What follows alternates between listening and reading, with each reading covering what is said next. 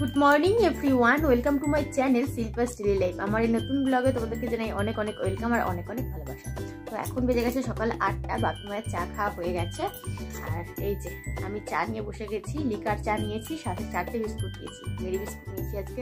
তো চলো খেয়ে নিই। বাপিকে বললাম আজকে একটু মাছ নিয়ে আসো, তো ঝোল ভাত করবো, সেই জন্য বাপি গেল একটু পাড়াতেই মাছ টাছ বসে, তো সেখানে মাছটা আনতে গেছে। চাটা খেয়ে নিই, তারপর আজকে একটু দেরি করে রান্না বসাবো, যেহেতু ছুটি আছে সেগুলো।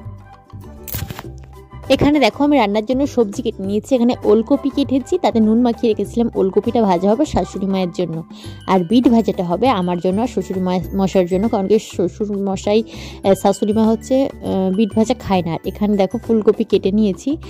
তো আমি না ফুলকপির বোটাগুলো একটু ফেলে দিয়েছিলাম, ডাটিগুলো রেখেছিলাম না, তো শাশুড়ি মা বলে ডাটিগুলো রেখে দিতে, তাই জন্য দেখো আবার আমি টুকরো টুকরো করে ডাটিগুলো দিয়ে দিয়েছি। কী আর করবো বলো। তো বিনস কেটেছি, আলু কেটেছি, এটা দিয়ে একটা ঝোল মতো বানাবো। তো দেখা যাক কি কি বানাই। তাও আবার শাশুড়ি মা মাছ খায় না, শাশুড়ি মায়ের জন্য ডিমের ঝোল বানাবো আর আমাদের জন্য এই সবজি দিয়ে মাছের ঝোল বানাবো। এখানে দেখো রসুনটা আলাদা রেখেছি, কারণ শাশুড়ি মা রসুন খেতে চায় না, আর বাপি আমার জন্য রসুন দিয়ে আর ফুলকপি সবজি দিয়ে মাছের ঝোল হবে, আর শাশুড়ি মায়ের জন্য রসুন ছাড়া ফুলকপি আর ওই বিনস দিয়ে ডিমটা ঝোল করে দেবো। এই যে এখানে রান্না আমার হয়ে গেছে কমপ্লিট। মাত্র 3 জন বাড়িতে থাকি, কিন্তু 3 জনের জন্য আমাকে 3 রকমভাবে রান্না করতে হয়, যেখানে আমার অনেকটাই সময় চলে যায়। তো দেখতেই পেলে কী কী রান্না করলাম আজকে আমি। তারপরে চলে এসেছি ছাদে। আর কালকের যে বলেছিলাম ফেনা ভাত দুপুরে বানিয়েছিলাম, একটু রয়ে গেছিলো, রাত্রে তো পিঠে খাওয়া হয়েছে, তাই জন্য ওই ভাতটা খাওয়া হয়নি। তাই জন্য আলু সেদ্ধও ছিল, আর এখানে বড়া ভাজাটা কালকে বানিয়েছিলাম সেটাও ছিল। ঝুড়ি ভাজা নিয়ে পেঁয়াজ দিয়ে বেশ আমি খেতে বসেছি ছাদেতে। এরকমভাবে না শীতকালে রোদে বসে বসে পান্তা ভাত খেতে বেশ ভালোই লাগে। আগে কিন্তু আমার বাড়িতে যে হচ্ছে জয়েন্ট ফ্যামিলি মতো, তো সব ভাই বোনেরা মিলে না একসাথে বসে এইভাবে খাওয়া দাওয়া করতাম, সেটা যাই হোক না কেন বেশ ভালো লাগতো। তেল লঙ্কা দিয়ে তারপর চপ টপ পেঁয়াজ দিয়ে চাট করে সবাই খেতাম। তো এমন এক একদিন দিন আসতো যেদিনকার আমার হয়তো পান্তা ভাত খাওয়ার শখ হচ্ছে, আমাদের নেই, বাট জেঠিমাদের বড় মাদের আছে, তো ওদের থেকে নিয়ে খেতাম। আবার যেদিন ওদের খাওয়ার শখ হতো আমাদের থেকে নিয়ে খেত, এরকম একটা ব্যাপার ছিল। বাট এখন যখন সবারই সব বোনগুলোর বিয়ে হয়ে গেছে, তো বেশিরভাগ জনের আর কি এখন আর একই সময়ে যাওয়া হয় না বা একই সময়ে খাওয়া হয় না এই সমস্ত খাবারগুলো। তো এখন আর পান্তা ভাত তো আমরা খুব একটা খাই না, তো নানা রকম খাবার ভালো মন্দ এই সমস্ত কিছু খাই। তো চলো মিস করি ওই সব দিনগুলোকে আর কি, ছেলেবেলার ওই সব দিনগুলো বেশ মিস করি।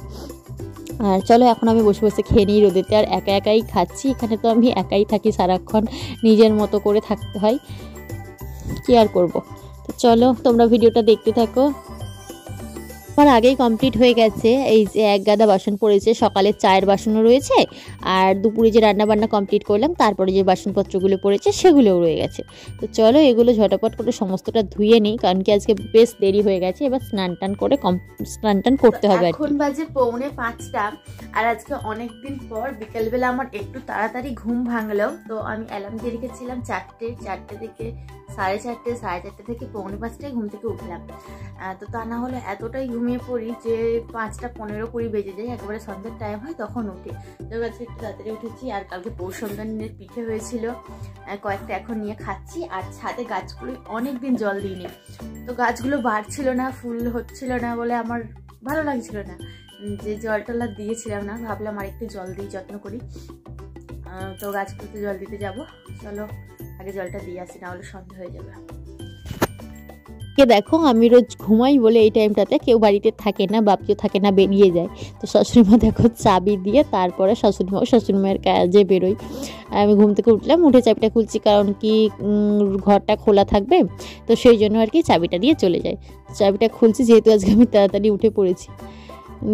ভাবছি গাছে একটু জল দেব। আর আমাদের গাছগুলোতে না মানে জলটা এতটাই খারাপ, কলের জলটা দেওয়া যায় না, যেহেতু আমাদের ট্যাঙ্কে কলের জল, তো কলের জলটা দিতে পারবো না, সেই জন্য আমাকে পুকুরে যেতেই হবে, সেই জন্যই চাবিটা খোলা। তা না হলে চাবিটা খোলার এখনও আর কোনো প্রয়োজনও আমার ছিল না। যাই হোক চলো আমি আমার কাজগুলো কমপ্লিট করে নিই, যেগুলো করবো ভেবেছি। আর এখন সন্ধ্যাবেলা সন্ধ্যা দেখানো আমার হয়ে গেছে। এখানে চা বসিয়ে দিয়েছি, আমি তো লিকার চা খাই, বাপিমা দুধ চা খাবে, বাপিমার জন্য বসিয়ে দিয়েছি দুধ চা, আর আমার জন্য লিকার চাটা বসাবো।